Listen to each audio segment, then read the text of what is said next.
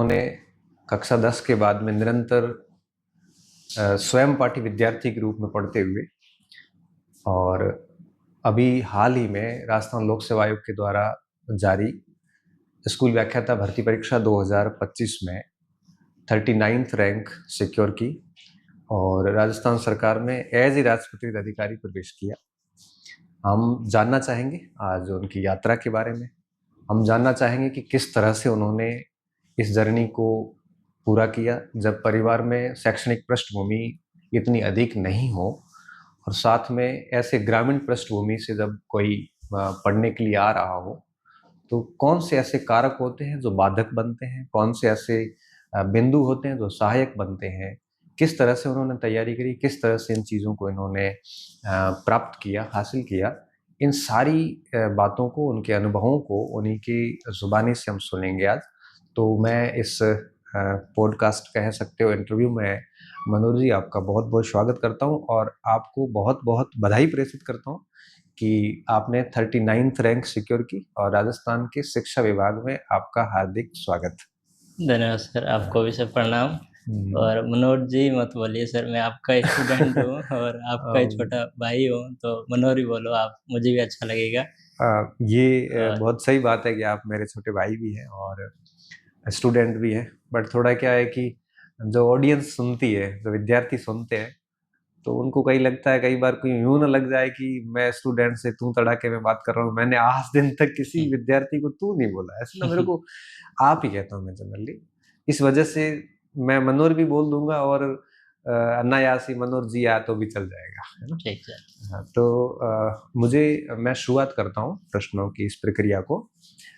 सर्वप्रथम जैसे आरपीएससी में पूछते हैं वैसे ही थोड़ा सा मुझे आप अपने बैकग्राउंड के बारे में बताइए कि कहाँ से आते हैं और कहाँ कहाँ एजुकेशन हुई, क्या परसेंटेज रहे, उसके बारे में थोड़ा श्रोता जानना चाह रहे हैं, क्योंकि ये बताना इसलिए ज़रूरी है कि आने वाले जो कॉम्पिटिशन से जो बच्चे तैयारी करते हैं उनको कम से कम कुछ धारणाएं जो बनी हुई है ना कि ऐसे स्कूल्स में पढ़ना चाहिए या ये चीज़ें होनी चाहिए सफलता के लिए, तो पता चल सके कि हम किस बैकग्राउंड से आते हैं और इस बैकग्राउंड से आने के बावजूद भी हम किस तरह से अच्छा कर सकते हैं। तो थोड़ा सा अपनी एकेडमिक जर्नी जो है उसके बारे में बताइए आप।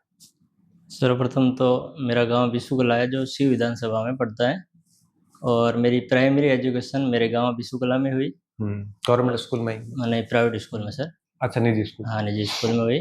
और प्राइमरी के बाद सेकेंडरी एजुकेशन मेरी भियाड़ प्राइवेट स्कूल में हुई और 10th तक मैंने वहाँ किया और 10th के बाद मैं आ गया बाड़मेर और मैंने पॉलिटेक्निक कॉलेज में एडमिशन लिया, गवर्नमेंट कॉलेज बाड़मेर। तो मुझे नहीं पता था कि पॉलिटेक्निक में होता क्या है, लेकिन जब फर्स्ट ईयर तो मैंने जैसे तैसे निकाल दी। बैके आई कि चलो इंजीनियरिंग में बैके आती है, एक बना हुआ है कि इंजीनियरिंग आप करोगे तो बैके आनी है, नहीं बैके आ रही है तो आप इंजीनियरिंग नहीं कर रहे हो। बैक और इंजीनियरिंग का हाँ, साथ है। दोनों का इक्वल टू चलता है। अच्छा। तो फिर वो फर्स्ट ईयर में तो चलो कि देखा कि सेकंड ईयर में पास कर लेंगे, थर्ड ईयर तक पास कर लेंगे, लेकिन जब फर्स्ट ईयर में 6 बैके आ गई 8 सब्जेक्ट में से। 8 में से 6 में से बैक आ गई। हाँ, बैक आ गई। ओके। तो मैंने देखा कि सेकंड ईयर में वापस कर लूँगा, क्वेश्चन को थर्ड ईयर में वापस हो जाएगी। तो सेकंड ईयर में आया तो उसमें 10 सब्जेक्ट थे, उसमें से 8 बैक आ गई वापस सेकंड ईयर में और फर्स्ट ईयर की एक भी क्लियर ये नहीं हुई। सुझाव किसने दिया था पॉलिटेक्निक का? ये हमारे कोई बिना स्कूल गए हुए भाई साहब थे एक। अच्छा। उन्होंने मुझे सुझाव दिया था कि आप पॉलिटेक्निक कर लो। मुझे अखबार में भी आया था, मैंने उनको बताया, तो उन्होंने कहा कि पॉलिटेक्निक कर लो और इसमें जॉब भी आपकी जल्दी लग जाएगी। तो मैंने कहा ये तो बढ़िया ऑप्शन है और 10th के बाद 2-3 साल की पॉलिटेक्निक होती है, करके जल्दी जॉब लग जाएंगे, बढ़िया कंपनी का प्लेसमेंट आ जाएगा और आपको लेके जाएगी कंपनियां बड़ी-बड़ी। तो मैंने एडमिशन ले लिया। वहाँ गए तो पता चला कि पॉलिटेक्निक में सारी मैथ होती है। मुझे कुछ पता नहीं था कि पॉलिटेक्निक में मैथ होती है और ऊपर से मेरी मैकेनिकल ब्रांच, तो उससे बाहर पढ़ी नहीं। फिर फाइनल में आया तब तक मैंने पॉलिटेक्निक ड्रॉप कर ली और जब पॉलिटेक्निक सेकंड ईयर में था तब मैंने 12वीं का फॉर्म डाल दिया स्वयं पाठ विद्यार्थी के रूप में, प्राइवेट में डाल दिया था। और उसके बाद मेरी सारी एजुकेशन बीए स्वयं पाठी के रूप में हुई, कोटा ओपन से। क्या परसेंटेज रहे 12वीं में? और सर 10th में मेरे 78% थे और 12th में मेरी 53% तो थे। प्राइवेट में फिर वो प्राइवेट में इतने बनते क्योंकि वो नंबर वगैरह देते नहीं हैं। ग्रेजुएशन में फिर ग्रेजुएशन में मैंने VMOC किया। कब हुआ था? ये मेरा 2020 में कंप्लीट हो गया था। अच्छा, अभी हुआ है। हाँ, 2020 में। उसमें ग्रेजुएशन में क्या सब्जेक्ट थे? ग्रेजुएशन में पॉलिटिकल साइंस, हिस्ट्री और हिंदी लिटरेचर। ओके उसमें ग्रेजुएशन में मेरे 63% थे। ओके, मैं कोटा में फिर हाँ, कोटा में बन जाते हैं। फिर आगे MA भी मैंने वापस VMOC किया हिस्ट्री से। उसमें मेरे 73% थे MA में। बीएड एमए साथ में और किया बीएड और MA मैंने साथ में किया था। ये हो गया 2023 में पूरा? हाँ, बीएड और MA मेरे लगभग इक्वली सेम पूरे हो गए थे, क्योंकि MA और BA के बीच में 1 साल का गैप आ गया था। क्योंकि BA का रिजल्ट फाइनल लेट आया तो उस वजह से थोड़ा लेट हो गया। बाकी बीएड मैंने की गुड़ामालानी से और फिर MA और बीएड साथ में किया साथ में हो गए। फिर हिस्ट्री में इंटरेस्ट कैसे जगा, मतलब इतिहास लेने का क्या कारण था? बाकी सब्जेक्ट तो जैसे आपकी हिंदी भी था, पॉलिटिकल साइंस भी था ना ग्रेजुएशन में, हिस्ट्री के साथ आगे बढ़ने का निर्णय कैसे लिया है? हिस्ट्री का सर विशेष इंस्पिरेशन थी या कुछ अच्छा लगता था? वैसे मेरी क्या एंगेजमेंट हो रखी है, तो मेरी मंगेतर से बात होती रहती थी, तो मैंने कहा समय ऐसे उस समय हाँ, उस समय मेरी 2018 में हो गई थी सर। तो मेरी बात हो रही थी, मैंने कहा मुझे BA कर ली, अब आगे करूँ क्या? क्योंकि मेरा इच्छा थी नहीं कि MA करूँ या बीएड करूँ। मेरा मन था कि कंपटीशन की तैयारी करेंगे। RS की भी पहले की सूरतगढ़ गया, वहाँ मैंने RS में एडमिशन लिया। अच्छा।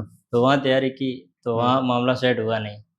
फिर मैंने पटवारी के दिए, ग्राम सेवक वीडियो मेंस का भी दिया, तो उसमें भी हुआ नहीं।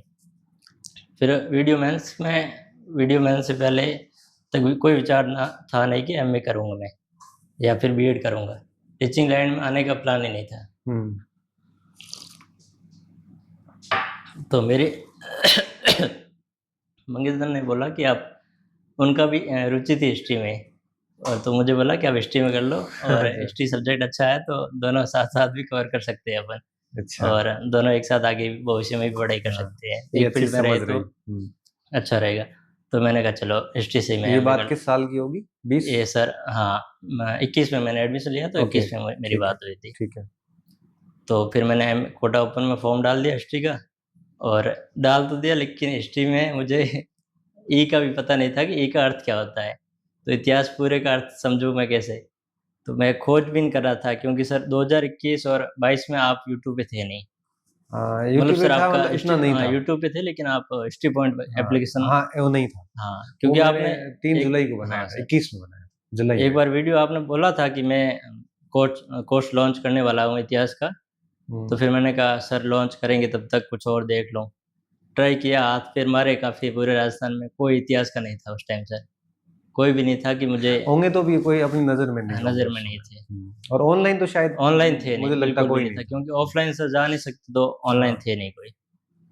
तो सर आपने बोला था कि मैं हिस्ट्री का शुरू कर रहा हूँ, तो मैंने वेट किया 1 साल। मैंने कहा तब तक कुछ भी नहीं पढ़ूँगा, वीडियो मेंस का भी एग्ज़ाम था उस टाइम, तो मैंने कहा वीडियो मेंस एक बार दे देता हूँ, तब तक सर के काफ़ी वीडियो आ जाएँगे।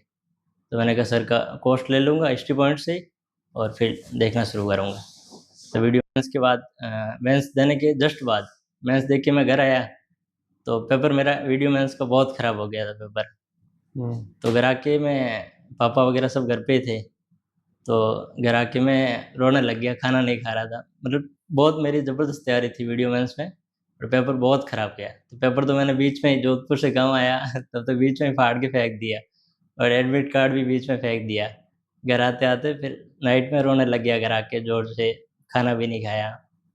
तो पापा ने कहा कि मारवाड़ी भाषा में कालो है कि रोए, ये परीक्षा में एक हकरी को नहीं, अजय ये रिजल्ट आयो कौन की ठा पड़े। सही है। मेरे पापा की मिठाई की दुकान है बाड़खा में, बाड़मेर के पास ही पड़ता है बाड़खा। अच्छा।